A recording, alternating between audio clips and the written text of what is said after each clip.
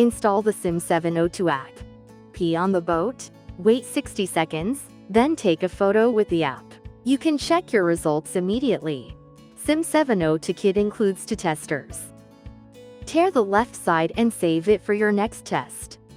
Each test requires 1 boat and 1 pouch. Peel off the liner on the double-sided tape. Take out the test strip and attach it to the boat. On the app, click Attached Test Strip.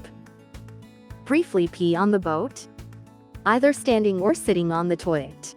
Remove the boat as soon as the strip becomes wet. Immediately click the Finish Peeing button. Wait 60 seconds for the results to develop. Gently tap off any excess urine and mount the boat on the packaging. The camera will turn on when the timer ends. Align the photo guide properly. There should be no light, reflections, or shadows. Cym702 algorithm will analyze your test. Click to view details of your results, as well as results from past tests. Thank you.